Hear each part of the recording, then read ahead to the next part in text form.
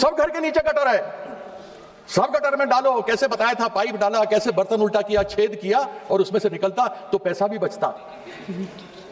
इतना हमें आयात करने की आवश्यकता नहीं पड़ती। मत बोलो, फिर तुम्हारे बारे में बोलेंगे। उस दिन गिरिराज के बारे में बोले थे, फिर तुम्हारे बारे में बोलना पड़ेगा। मत बोलो बेटा, मत बोलो, बेटे की तरह हो, मत बोलो, मत बोलो। हाँ, कि हमारे माननीय प्रधानमंत्री जी का जो सोच है वह आविष्कार के बारे में सोचते हैं। और यदि जो 2017 में प्रधानमंत्री जी ने कहा था, यदि उसको यह सरकार मान लेती, रिसर्च एंड डेवलपमेंट कर देती, यदि सप्लीमेंट्री बजट नहीं अगर मेन बजट में भी पैसा दे देती, तो आज गटर गैस से वो सारी कमी पूरी हो सकती थी जिस गटर गैस के बारे में प्रधानमंत्री जी ने बात किया। मोस्टली जितने लोग यहां भी जानने वाले बैठे हैं, अधिकतर तो ज्ञान व्हाट्सएप यूनिवर्सिटी से ही मिलता है। आजकल नया यूनिवर्सिटी आ गया है, गलगोटिया यूनिवर्सिटी। एक तरफ पूरे देश में गैस का संकट है, प्रधानमंत्री मोदी से लेकर बीजेपी के मंत्री तक इस पर जवाब देने के बजाय मुंह छिपाते फिर रहे हैं और इसी बात को लेकर सदन में चर्चा शुरू हो गई। टीएमसी के सांसद कीर्ति आजाद ने मोदी के नाले के गैस वाले फॉर्मूले पर अपनी बात रखते हुए बीजेपी को न सिर्फ शर्मसार कर दिया बल्कि उन्हें चौथी पास राजा साबित करने में लग गए। जब कीर्ति आजाद बोल रहे थे कि मोदी के नाले से गैस बनाने वाले फॉर्मूले का मजाक बना रहे थे, तभी बीजेपी के एक सांसद ने कीर्ति आजाद को रोकने की कोशिश की। तब कीर्ति आजाद ने कहा कि बेटा बैठ जाओ, मुझसे पंगा महंगा पड़ेगा। जैसे गिरिराज सिंह को जवाब दिया था, तुम्हें भी वैसा जवाब दे सकता हूं, लेकिन भलाई इसी में है कि बेटा तुम बैठ जाओ।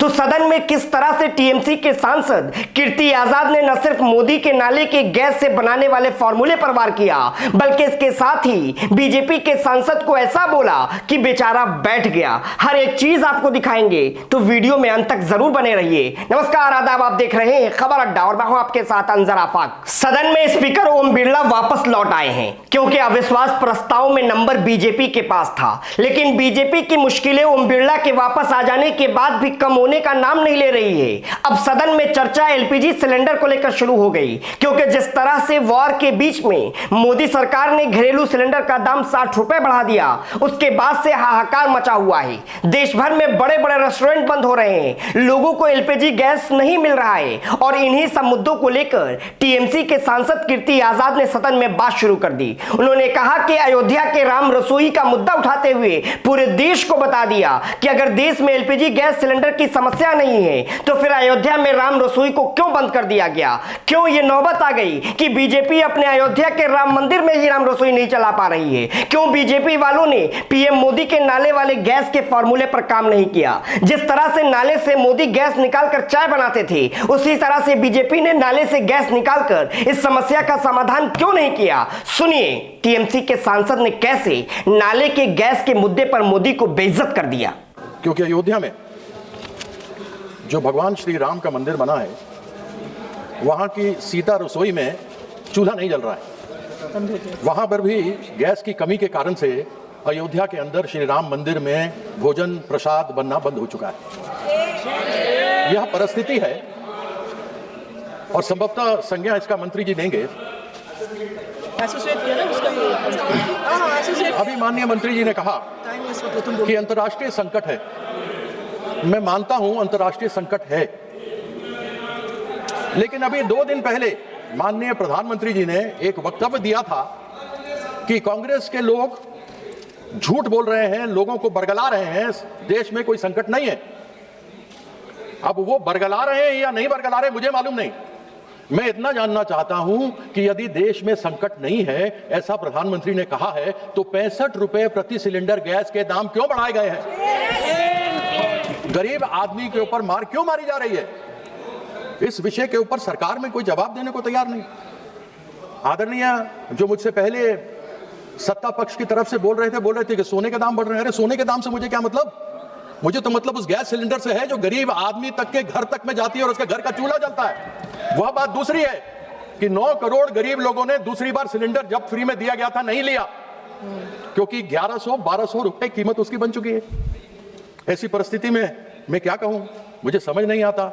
और साथ ही साथ तो मैं यहां सभी लोग बैठे हुए हैं, सब जानते हैं और ये पूरा सदन जानता है कि हमारे माननीय प्रधानमंत्री जी का जो सोच है वह आविष्कार के बारे में सोचते हैं। और यदि जो 2017 में प्रधानमंत्री जी ने कहा था, यदि उसको यह सरकार मान लेती, रिसर्च एंड डेवलपमेंट कर देती, यदि सप्लीमेंट्री बजट नहीं अगर मेन बजट में भी पैसा दे देती, तो आज गटर गैस से वो सारी कमी पूरी हो सकती थी जिस गटर गैस के बारे में प्रधानमंत्री जी ने बात किया। सब घर के नीचे गटर है, सब गटर में डालो, कैसे बताया था, पाइप डाला, कैसे बर्तन उल्टा किया, छेद किया और उसमें से निकलता तो पैसा भी बचता। इतना हमें आयात करने की आवश्यकता नहीं पड़ती। इसके बाद कीर्ति आजाद ने बीजेपी के सांसदों को व्हाट्सएप यूनिवर्सिटी के बजाय गलगुटिया यूनिवर्सिटी का छात्र बता दिया। इसके साथ ही उन्होंने पीएम मोदी पर राज्यों के साथ सौतेला व्यवहार करने और राज्यों को पैसा न देने का आरोप लगाते हुए कहा कि आने वाले चुनाव में बंगाल की जनता बीजेपी को वैसा ही जवाब देगी जैसे पिछले चुनाव में बंगाल में दिया था। अभी कीर्ति आजाद ये सब बोल ही रहे थे कि बीजेपी के एक सांसद ने उन्हें रोकने की कोशिश की, तब कीर्ति आजाद ने जो कहा वो सुनने लायक है। कीर्ति आजाद ने कहा कि बेटा बैठ जाओ वरना तुम कहीं मुंह दिखाने लायक नहीं बचोगे। सुनिए कीर्ति आजाद को। मोस्टली जितने लोग यहां भी जानने वाले बैठे हैं, अधिकतर तो ज्ञान व्हाट्सएप यूनिवर्सिटी से ही मिलता है। आजकल नया यूनिवर्सिटी आ गया है, गलगोटिया यूनिवर्सिटी। आजकल तो लोग ज्ञान वहीं से ले रहे हैं। तो मत बोलो, फिर तुम्हारे बारे में बोलेंगे। उस दिन गिरिराज के बारे में बोले थे, फिर तुम्हारे बारे में बोलना पड़ेगा। मत बोलो बेटा, मत बोलो, बेटे की तरह हो, मत बोलो, मत बोलो। हाँ, राज ये खड़े हुए इन्होंने जिस प्रकार से बंगाल के लोगों को दबाने का प्रयास किया है, एक चीज समझ लें कि बंगाल के लोग डरने वाले और दबने वाले नहीं है। पहले भी मुंह की एक 2021 में खाई थी, 2026 में भी खाने वाले हैं। और मैं आशा करता हूं कि चीफ इलेक्शन कमीशन को भी इन्होंने पैसा कुछ दिया होगा, क्योंकि सुप्रीम कोर्ट ने कहा है कि कुछ रिटायर्ड जजेस को लगाओ और पैसा आप दो। तो उसके अंदर अब आपने कहा था प्रधानमंत्री आवास योजना ग्रामीण 2022 तक सबको घर मिलेगा। अब 2047 तक चला गया। मुझे मालूम नहीं भैया 2047 में से हम लोगों में से कितना जिंदा रहेंगे, मुझे अपने बारे में तो मालूम नहीं, बाकियों के बारे में नहीं कह सकता हूं। लेकिन तब कौन देखेगा मिले कि नहीं मिले। आपने यानी इस बंगला विरोधी सरकार ने 2022 से लेकर 2026 तक, जब तक की बात मैं करता हूं, केंद्र सरकार ने 24,000 करोड़ प्रधानमंत्री आवास योजना ग्रामीण के अंतर्गत देना था, नहीं दिया। 32 लाख लोग उससे वंचित हो गए। यानी कि 2022 में जो छत मिलना था, जो 2047 तक चले गए, वह नहीं मिला हमें।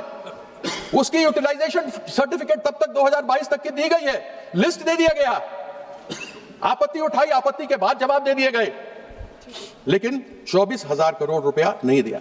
हमारी नेत्री ममता बंदोपाध्याय ने कहा कि हम बंगाल के किसी भी व्यक्ति को, बंगाल में सब जगह के लोग आते हैं, बाहर से भी हैं, केवल बंगाल के नहीं रहते, हिंदी भाषा भाषी बोलने वाले भी हैं। उन्होंने अपनी तरफ से वहां पर 24,000 करोड़ रुपया केंद्र सरकार को देना था, लेकिन पश्चिम बंगाल सरकार, ममता बंदोपाध्याय की सरकार ने बंगलारबाड़ी में 38,400 करोड़ रुपया दिया। तो एक तरफ पूरा विपक्ष चाह रहा है कि देश की सदन में गैस की संकट पर चर्चा हो, पीएम मोदी सदन में आकर इस बात का जवाब दे, लेकिन दुनिया भर में युद्ध से मचे संकट पर सदन में प्रधानमंत्री जवाब देने तो दूर सदन में आ नहीं रहे हैं। ऐसे में आपको क्या लगता है कि क्या पीएम मोदी को सदन में आकर एलपीजी गैस की संकट पर अपनी बात रखनी चाहिए? इसके अलावा जिस तरह से कीर्ति आजाद ने मोदी के नाले के गैस वाले फॉर्मूले से मोदी को बेइज्जत किया और बीजेपी सांसदों को लताड़ लगाई, उस पर आप क्या सोच रहे हैं? हमें कमेंट कर जरूर बताएं। वीडियो पसंद आई हो तो इसे लाइक और शेयर करें और खबर अड्डा को यूट्यूब पर सब्सक्राइब कर लीजिए।